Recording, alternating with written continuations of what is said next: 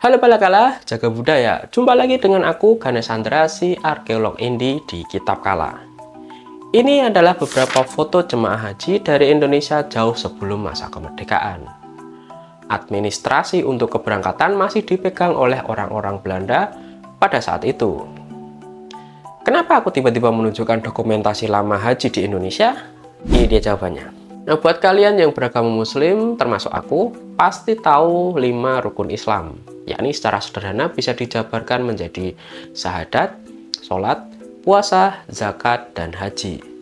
Yang sering jadi perbincangan bahkan sampai hari ini adalah masalah haji. Karena haji di Indonesia ini seperti sesuatu yang istimewa. Bukan maksudku mau menilai rendah haji, karena dari ketiga rukun pertama, syahadat, sholat, dan puasa, adalah masalah ibadah kita dengan Allah yang bisa dilakukan dalam kondisi kesehatan dan perekonomian seperti apapun.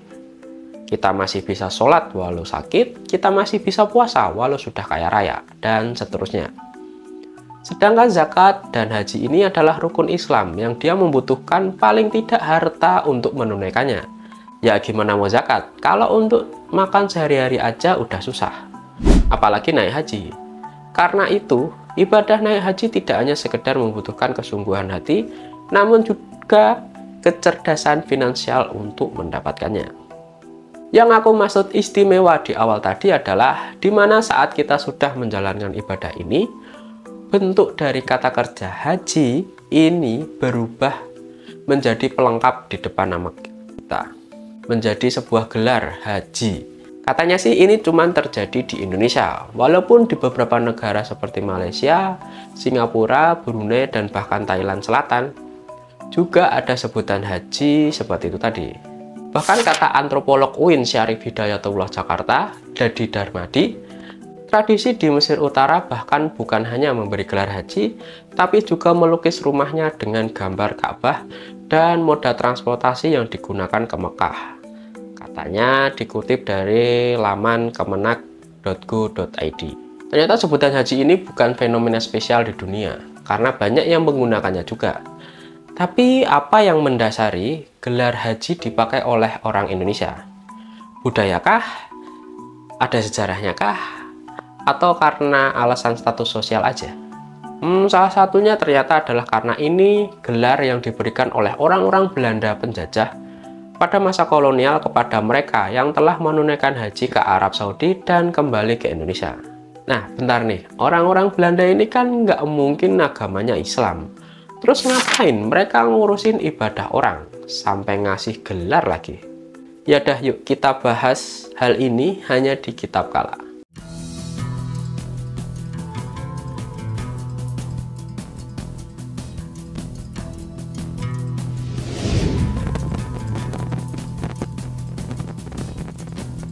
Jadi, sejak ratusan tahun silam, umat Islam di seluruh dunia berangkat ke Tanah Suci untuk menunaikan ibadah haji. Setelah selesai melaksanakan ibadah tersebut, mereka kemudian pulang ke tempat asalnya masing-masing. Perjalanan yang ditempuh bisa berbulan-bulan lamanya. Dari Indonesia atau Nusantara bisa sampai 4-6 bulan lamanya karena menggunakan kapal. Bahkan sesampainya di Tanah Suci dan berhaji, mereka tidak langsung pulang, namun menetap lama untuk belajar agama Islam, baik untuk belajar baca tulis Arab, tafsir kitab, maupun keilmuan lain yang tidak didapat terutama di Nusantara.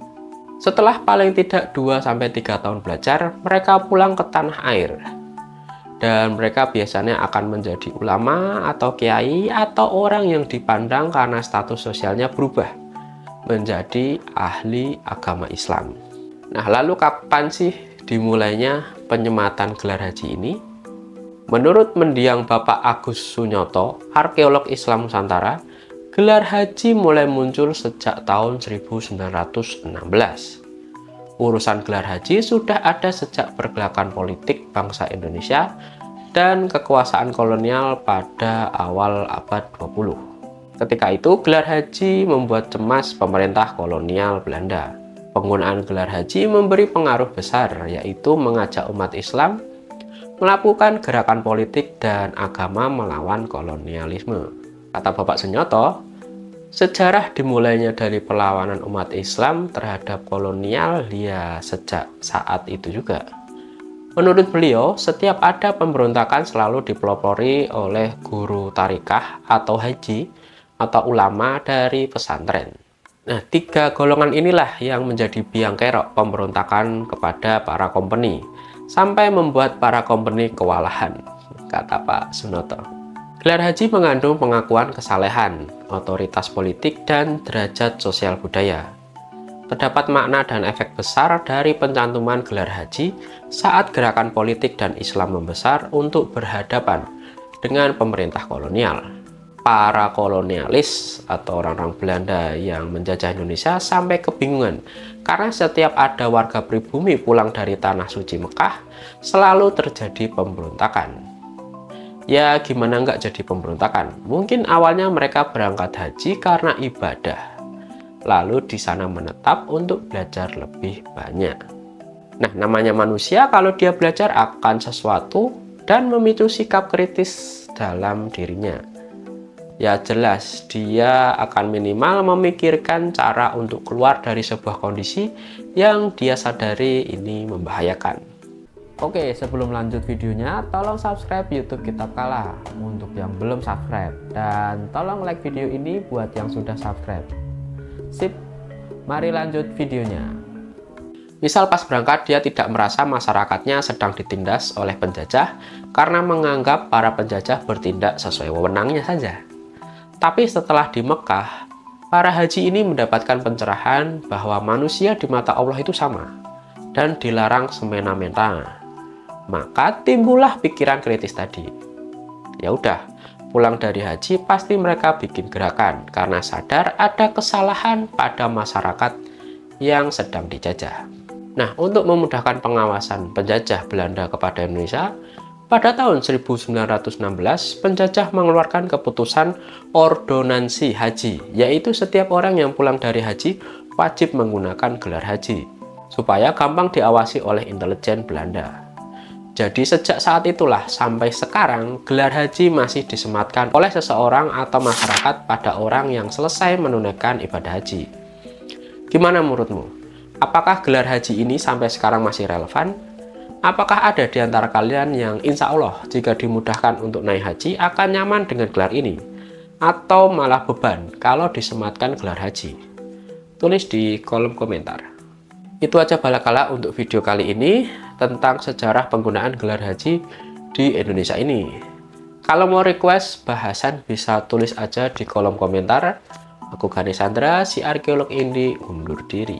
Bye-bye.